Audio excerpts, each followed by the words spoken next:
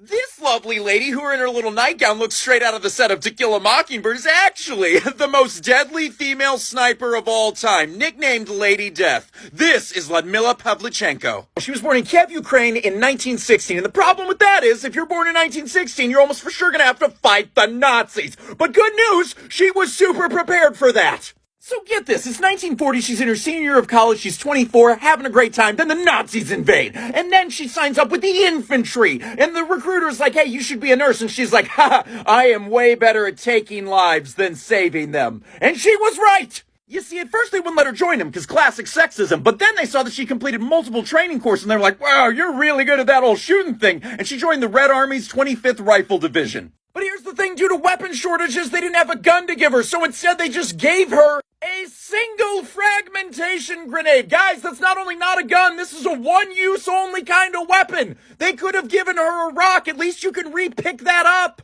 So it's August 8th, 1941. Ludmila's probably running around with her single grenade in a freaking combat role, and that's when one of her fellow soldiers gets injured. And as he's being injured, he hands her his Mosin Nagant rifle, which, by the way, was originally made in 1891. She was running around with a 50-year-old rifle. She picked it up, immediately killed two soldiers, and all of her comrades were like, you're keeping that.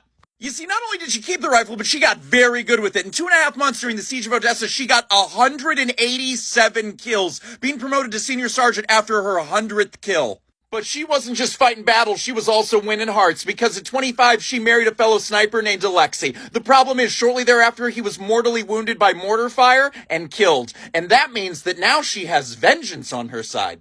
You see, her and her unit continue fighting in Odessa until they're forced to withdraw, and then they go to a place called Sevastopol, where they continue to fight against the Nazis and the Hungarian army. While there, she was in charge of training new snipers while still going on combat missions, which is how she got her final kill count of 309 confirmed kills. You see, it's June 1942, and she's still serving in combat roles, and then she takes a mortar to the face, and she just casually walks it off. But the Soviet high command was like, we need her still alive to train more snipers. So they evacuated her by a submarine, brought her back to Moscow, and had her continue to train snipers until the end of the war. And though she fought for the Red Army, it's super important to remember that Pavlichenko was Ukrainian, a group of people that she proves you shouldn't mess with.